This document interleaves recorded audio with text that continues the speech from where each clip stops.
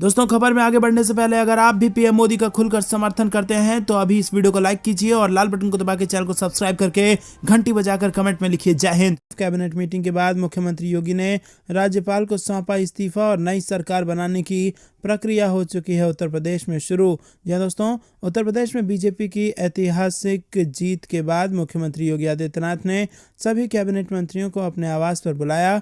2022 विधानसभा चुनाव जीतने के बाद ये पहली बैठक हुई।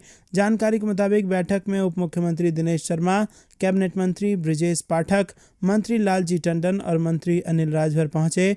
माना जा रहा है कि बैठक में कई महत्वपूर्ण फैसले लिए जा सकते हैं। वहीं बैठक के बाद मुख्यमंत्री योगी आदित्यनाथ राजभवन पहुंचे, जहां उन्होंने महात्मा गांधी की मूर्ति पर फूल अर्पण करने के बाद राज्यपाल आनंदीबेन पटेल को अपना त्यागपत्र सौंपा, जिसके साथ ही अगली सरकार बनने की प्रक्रिया प्रारंभ हो गई। और इस बार बीजेपी सरकार की सत्ता में वापसी के कई मायने निकाले जा रहे हैं।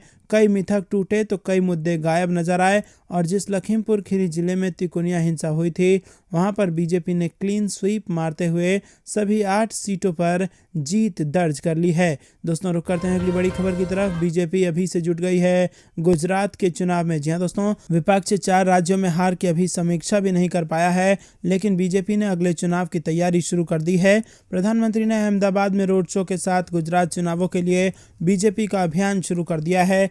10 मार्च को 5 राज्यों में हुए हालिया विधानसभा चुनाव के नतीजे आए हैं और पंजाब को छोड़कर बाकी 4 राज्य में यानी कि यूपी, उत्तराखंड, गोवा और मणिपुर में बीजेपी सरकार बना रही है। एक तरफ जहां पार्टी की प्रदेश इकाइयां अभी भी नतीजों का जश्न मनाने में जुटी हैं, तो वहीं प्रधानमंत्री नरेंद्र मोदी गुजरात में चुनावी तैयारियों में जुट गए हैं और उन्होंने रैलियां शुरू कर दी हैं। मोदी 2 दिन के दौरे पर गुजरात पहुंच रहे हैं और उन्होंने अहमदाबाद में 10 किलोमीटर लंबे रोड शो के साथ अपने दौरे की शुरुआत की। बीजेपी कार्यकर्ताओं ने फूल मालाओं से उनका भव्य स्वागत किया। मोदी ने हवाई अड्डे से गांधीनगर के बीजेपी मुख्यालय तक रोड शो निकाला और इस दौरान उनके साथ गुजरात के मुख्यमंत्री भूपेंद्र पटेल और पार्टी के प्रदेश अध्यक्ष CR पाटिल भी थे। मोदी अगले 2 दिनों तक गुजरात में कई कार्यक्रमों में भाग लेंगे। वो पार्टी कार्यालय में प्रदेश नेता के साथ बैठक करेंगे और फिर पंचायतों के प्रतिनिधियों की एक सभा में भाग लेंगे। 12 मार्च को मोदी राष्ट्रीय रक्षा विश्वविद्यालय की इमारत को राष्ट्र के नाम समर्पित करेंगे और विश्वविद्यालय के पहले दीक्षांत समारोह को संबोधित करेंगे। उसके बाद वह अहमदाबाद के सरदार पटेल स्टेडियम में खेल महाकुंभ के उद्घाटन समारोह में हिस्सा लेकर देर शाम दिल्ली लौट जाएंगे। मोदी को इन कार्यक्रम के जरिए वहां पार्टी के नेताओं और कार्यकर्ताओं में चुनाव की तैयारियों के लिए उत्साह भरने का अवसर मिलेगा। दोस्तों, रुक करते हैं अगली बड़ी खबर की तरफ। कांग्रेस को लगेगा एक और झटका। राज्यसभा में विपक्ष का दर्जा खो सकती है देश की सबसे पुरानी पार्टी। जी दोस्तों, आपको बता दें कि 5 राज्यों में विधानसभा चुनाव में कांग्रेस चारों खाने चित हो गई है और अब पार्टी के इस खराब प्रदर्शन का असर राज्यसभा में दिख सकता है। 5 राज्यों में करारी शिकस्त के चलते पार्टी का राज्यसभा में संख्या बल प्रभावित होगा। संख्या में कमी के चलते पार्टी के ऊपर अब ऊपरी सदन में विपक्ष के नेता का दर्जा खोने का खतरा भी मंडरा गया है। बता दें कि इसी साल राज्यसभा के लिए द्विवार्षिक चुनाव होने हैं और इस चुनाव के बाद कांग्रेस के सांसदों की संख्या में ऐतिहासिक कमी देखने को मिल सकती है। इस बीच विपक्ष के नेता का दर्जा बनाए रखने के लिए भी कांग्रेस के पास आवश्यक सूचना संख्या न होने की भी संभावना है। दोस्तों, आपको बता दें कि गौरतलब है कि अगर पार्टी इस साल के अंत में गुजरात चुनावों और अगले साल कर्नाटक विधानसभा चुनाव में अच्छा प्रदर्शन नहीं करती तो वह राज्यसभा में इस दर्जे को खो देगी। वर्तमान में कांग्रेस के पास राज्यसभा में 34 सदस्य हैं और इस साल कम से कम 7 सीटें हारने की संभावना के चलते रिकॉर्ड निम्न स्तर पर पहुंच सकता है। और बता दें कि मानदंडों के अनुसार एक पार्टी के पास विपक्ष का दर्जा होने के लिए सदन की कुल सदस्यता का कम से कम 10% सदस्यता होनी चाहिए। दोस्तों, रुक करते हैं अगली बड़ी खबर की तरफ। खुशखबरी, चुनाव नतीजों के बाद महंगा नहीं सस्ता हुआ पेट्रोल डीजल, अभी और कम होंगे पेट्रोल डीजल के रेट। जी हाँ दोस्तों, 5 राज्यों के चुनावी नतीजे सामने आने के बाद पेट्रोल डीजल महंगा नहीं बल्कि सस्ता हो गया है। ये खबर भले ही आपको चौंका दे, लेकिन हकीकत यही है। कुछ शहरों में तो पेट्रोल के रेट में 1 रुपये लीटर की कमी आई है। दरअसल रूस यूक्रेन युद्ध के बीच चल रही जंग के बीच क्रूड ऑयल की कीमत में लगातार तेजी आ रही है। क्रूड में तेजी के बीच पेट्रोल के रेट में 12 से 16 रुपये प्रति लीटर तक की तेजी की उम्मीद जानकार जता रहे थे, लेकिन अब भाव में गिरावट आने से लोग खुश हैं और आने वाले समय में कीमत में और कमी आने की संभावना है। 2 दिन में क्रूड $139 प्रति बैरल से फिसलकर $108.7 पर आ गया है। दोस्तों रुक करते हैं अगली बड़ी खबर की तरफ। इमरान खान के अविश्वास प्रस्ताव पर गृह युद्ध जैसे हालात, डर कर भागी पाकिस्तानी सेना। जी हां दोस्तों, पाकिस्तान के प्रधानमंत्री इमरान खान के खिलाफ विपक्ष के अविश्वास प्रस्ताव लाने पर बवाल मच गया है। इमरान खान की सत्ता को बचाने के लिए गृह मंत्री शेख रशीद के इशारे पर पुलिस ने संसद के अंदर बने लॉज में छापा मारा और ये पुलिसकर्मी पाकिस्तान की देवबंदी इस्लामिक पार्टी जमीयत उलेमा इस्लाम फजल गुट के वॉलंटियर फोर्स असराउल इस्लाम के सदस्यों को पकड़ने के लिए पहुंचे थे।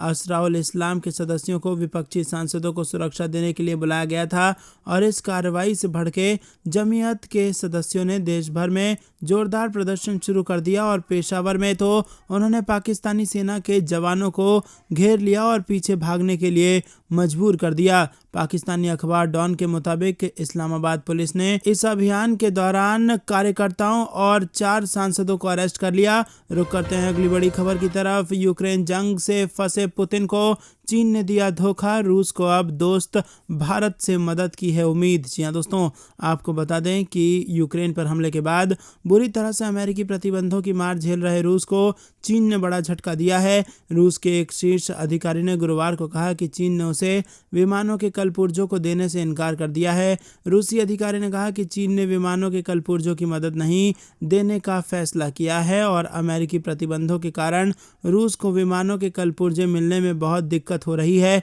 चीन के इनकार के बाद अब रूस को अपने दोस्त भारत से मदद की उम्मीद है। रूस के फेडरल एयर ट्रांसपोर्ट एजेंसी के अधिकारी वलेरी कुदिनोव ने कहा कि फरवरी महीने के अंत तक रूस में रजिस्टर किए गए करीब 70 एयरक्राफ्ट थे। उन्होंने कहा कि विमानों की मरम्मत और कलपुर्जों के आयात को सुलझाया जाना बाकी है। कुदिनोव ने कहा कि जहां तक मैं जानता हूं कि चीन ने इनकार कर दिया है। इन कलपुर्जों के लिए अब तुर्की और भारत से आयात की संभावना को तलाशा जाएगा। दोस्तों रुक करते हैं अगली बड़ी खबर की तरफ। विधानसभा चुनाव 5 राज्यों के बाद अब निगाहें जम्मू कश्मीर पर, प्रदेश में बढ़ी सियासी गतिविधियां। जी हां दोस्तों, 5 राज्यों के विधानसभा चुनाव के बाद अब जम्मू कश्मीर के चुनाव पर सभी की निगाहें टिक गई हैं। हालांकि प्रदेश में चुनाव की कोई घोषणा नहीं की गई है, लेकिन गृह मंत्री अमित शाह के 6 से 8 महीने में चुनाव कराने संबंधी बयान के बाद ये माना जा रहा है कि इस साल के आखिर तक प्रदेश में निर्वाचित सरकार हो सकती है और इसी बीच प्रदेश में सियासी गतिविधियां तेज हो गई हैं। अनुच्छेद 370 हटने के बाद नए जम्मू कश्मीर में हो रहे पहले चुनाव में जीत हासिल करना भाजपा के लिए प्रतिष्ठा का प्रश्न होगा, तो इसे नकारने वाली कश्मीर केंद्रित पार्टियों और पीडीपी के लिए भी अपने अस्तित्व को बचाने की खातिर ये महत्वपूर्ण होगा। इस साल के आखिरी तक जम्मू कश्मीर के साथ ही हिमाचल प्रदेश व गुजरात के चुनाव भी संभावित हैं, लेकिन इनमें से जम्मू कश्मीर के चुनाव में सबसे ज़्यादा लोगों की निगाहें होंगी। कारण अनुच्छेद 370 को भाजपा ने पूरे देश में भुनाया है और वो इसे विकास के रास्ते में बाधक बताते हुए आतंक का जनक भी बताती रही है। रुक करते हैं अगली बड़ी खबर की तरफ। 15 मार्च को हो सकता है योगी मंत्रिमंडल का शपथ ग्रहण, पीएम मोदी और अमित शाह होंगे इसमें शामिल। जी दोस्तों, उत्तर प्रदेश के राजनीतिक गलियारों में बड़ी खबर सामने आ रही है। उत्तर प्रदेश विधानसभा चुनाव 2022 में स्पष्ट बहुमत के साथ सत्ता में वापसी करने वाली भाजपा की नई सरकार होली से पहले शपथ ले सकती है। योगी आदित्यनाथ कैबिनेट के अन्य सहयोगियों के साथ होली महापर्व से ठीक पहले 15 मार्च को पद एवं गोपनीयता की शपथ ले सकते हैं। शपथ ग्रहण समारोह के भव्य होने की संभावना जताई जा रही है। प्रधानमंत्री नरेंद्र मोदी और गृह मंत्री अमित शाह शपथ ग्रहण समारोह में शिरकत करेंगे और इसके अलावा अन्य केंद्रीय मंत्री और बीजेपी के दिग्गज नेता भी योगी आदित्यनाथ के शपथ ग्रहण समारोह में शामिल हो सकते हैं। बता दें कि विधानसभा चुनाव का परिणाम आने के बाद से ही योगी आदित्यनाथ के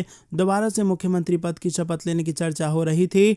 शपथ ग्रहण समारोह की तिथियों को लेकर अंदाजा लगाया जा रहा था। उत्तर प्रदेश विधानसभा चुनाव 2022 के नतीजे आने के बाद से योगी मंत्रिमंडल के शपथ लेकर चर्चाएं शुरू हो गई थी और सबके जुबान पर एक ही बात थी कि योगी आदित्यनाथ कैबिनेट के अन्य सहयोगियों के साथ होली से पहले या फिर पर्व के बाद पद एवं गोपनीयता की शपथ लेंगे। अब बताया जा रहा है कि योगी आदित्यनाथ कैबिनेट के 15 मार्च को शपथ ले सकते हैं और शपथ ग्रहण समारोह में प्रधानमंत्री नरेंद्र मोदी और अमित शाह के अलावा पार्टी के अन्य दिग्गज भी शिरकत कर सकते हैं। भाजपा शासित प्रदेशों के मुख्यमंत्री भी इसका हिस्सा बन सकते हैं। चुनाव आयोग की ओर से जारी आंकड़े के अनुसार भाजपा ने अकेले 255 सीटों पर जीत हासिल की है। 403 सदस्यीय उत्तर प्रदेश विधानसभा में साधारण बहुमत के लिए 202 सीटों की जरूरत होती है, जिसे भाजपा ने आसानी से हासिल कर लिया है। दोस्तों, जाने से पहले आप अभी इस वीडियो को लाइक कर लें और इस लाल बटन को दबा के इस चैनल को फ्री में सब्सक्राइब करके इस घंटी को जरूर दबा दें और अपने लोगों तक इस वीडियो को शेयर कीजिए। देख रहे थे आपका अपना चैनल। जय हिंद, जय भारत।